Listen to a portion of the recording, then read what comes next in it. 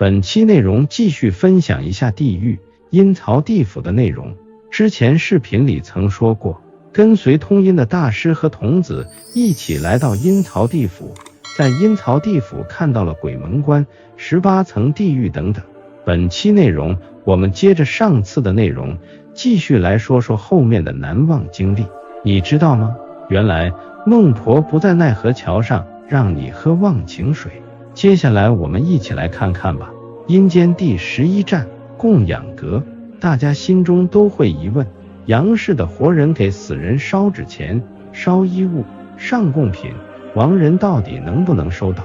答案是，只要正确的、如法的进行烧纸钱、烧衣物、上贡品，那么亡人都是可以得到的。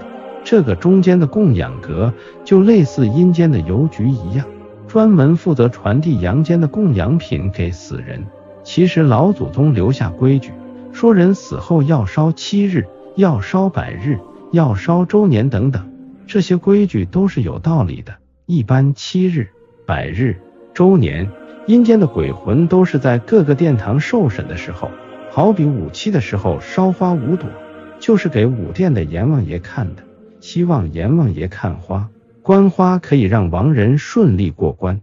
其实不然，阴间的一切法律法条都是公平公正公开的，阳世一直延续这个习俗，都是看真心爱心孝心的。不过可叹的是，孝感天地这句话在这个时代又有几个呢？羊羔上之贵是母乳，何况我等今生为人，常见牛羊灵前供，谁见亡人到嘴边？父母活着时候要多多的孝顺，不要等到父母不在了就为时过晚。这供养阁里也是分配的很明确，按照阴宅的地址、供养品的不同进行分类，都会及时准确地送到灵魂手中。这个时候的灵魂已经可以开始接受阳间的供养了。正在供养阁中观看，阴兵们分配阳间的供养品，忽然看到一些金光出现在一些供养品上，便问这是何等原因。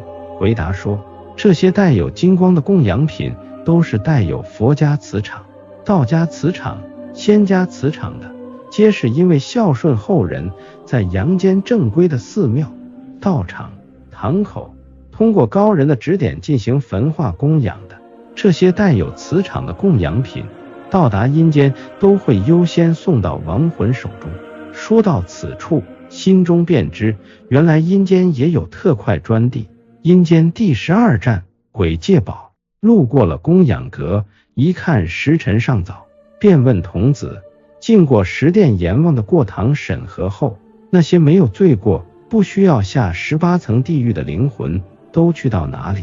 童子答道，经过10殿阎王的审判，各路灵魂就都可以称作鬼魂了。有罪的下到18层地狱受罚，没罪的按照生死簿上记载，开始过自己的鬼魂生活，开始守自己的鬼兽，等守完了自己的鬼兽，就开始等待正常的6道轮回。灵魂转化为鬼魂后，鬼魂和阳世的活人相比，就有了所谓的神通。但这个神通是相对来讲，对于鬼魂来说，阳世活人的最基本的呼吸功能也是神通。正常守鬼兽的鬼魂就住在这阴间第11站鬼界堡。鬼界堡里的鬼魂也有自己的法律法规，有自己的年节假日。阳世活人所冲撞的鬼魂，就多数是这鬼界堡里的鬼魂，只有极少数的人才是冲撞到了孤魂野鬼。鬼界堡里的鬼魂在特定的日子、特定的情况时都可以返回阳间的，但这些鬼魂必须严格遵守自己的道行范围和道行要求，什么时间可以显形，什么时间可以回家，什么时候可以附体，什么时候可以收供养品，这些都是有严格规定的。如果不遵法守纪，都要被聚魂到10殿阎王爷面前，打入18层地狱。阴间第13站莲花台，出了5殿阎王殿，便看见前方放出阵阵大光明，虽亮但却丝毫不刺眼。强光中看见一座莲台，金色为主，漆色为辅，给人是无尽的欢喜，无尽的自在。想必这是地藏王在地狱讲经说法的宝座莲台。地藏王菩萨就是延塞地狱的春风，给人阵阵温暖。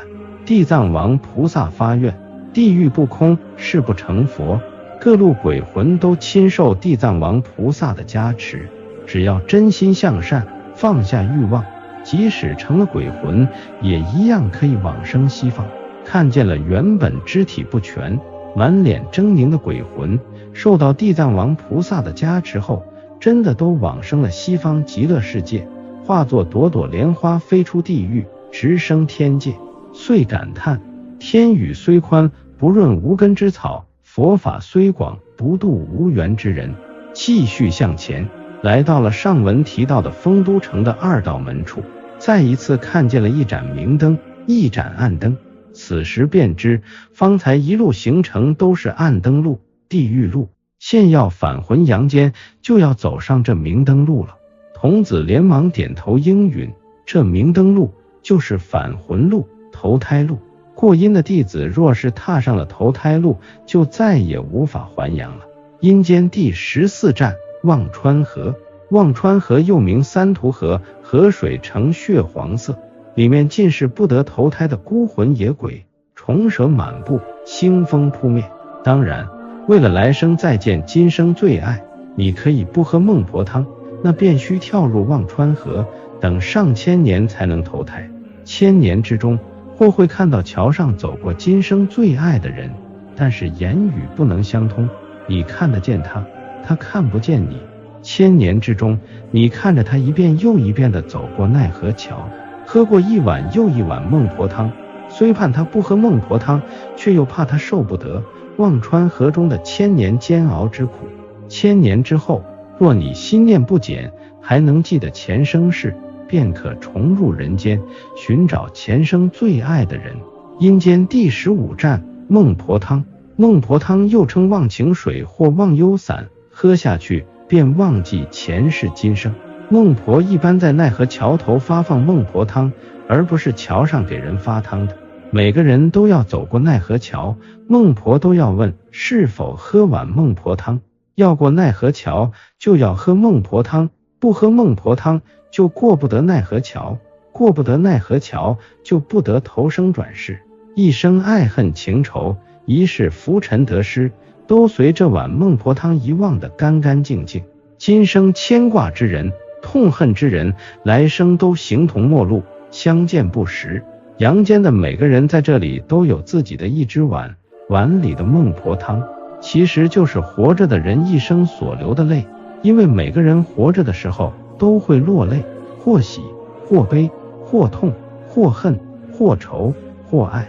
孟婆将他们一滴一滴的泪收集起来，煎熬成汤，在他们走上奈何桥头的时候，让他们喝下去，忘却活着时的爱恨情仇，干干净净重新进入六道，或为仙，或为人，或为畜。不是每个人都会心甘情愿地喝下孟婆汤，因为这一生总会有爱过的人不想忘却。孟婆会告诉他，你为他一生所流的泪都熬成了这碗汤，喝下它就是喝下了你对他的爱。来到孟婆这里的人眼中最后的一抹记忆，便是他今生挚爱的人。喝下汤，眼里的人影慢慢淡去，眸子如出生婴儿般清澈。阴间第16站，奈何桥。关于此桥存在2种流行的写法，一种写法是河水的河，一种写法是奈何的河。过奈何桥头，一去不回头。桥分3层，上层红，中层玄黄，最下层乃黑色，愈下层愈窄，愈加凶险无比。生时行善事的走上层，善恶兼办的人走中层，行恶的人就走下层。河里面尽是不得投胎的孤魂野鬼，那些溺水而死的鬼魂总是在桥梁上下或左右桥头为自己寻找替身者，以便使自己能够脱生而转世。走下层的人就会被鬼魂拦住，拖入污浊的波涛之中，为铜蛇铁狗咬噬，受尽折磨不得解脱。阴间第17站，还魂崖。奈何桥的那边便是6个圆道，发出各色光芒，这就是六道轮回，投胎哪道就要跳进哪个元道，即是进入六道轮回，分别是天人道、修罗道、人道、畜生道，也叫旁生道、恶鬼道、地狱道。其中天人、阿修罗、人道属于上三道，而畜生、恶鬼、地狱则属于下三道。至于去哪个道，是根据亡灵生前所做善恶的业绩来分门别类，善业多的往往会被分配到上三道，恶业多的往往被分配到下三道。过阴的弟子莫不可踏上投胎路，一定要直奔还魂崖。还魂崖的那一边，阳光是那么的温暖。到这里，关于阴曹地府的样子我们就分享完了，后面我们还会介绍黄帝与炎帝、36官将、4大金刚等等内容。如果你喜欢此类内容，还请关注我的频道，也欢迎在评论区留下你对阴曹地府的看法。感谢你的观看，我们下期见。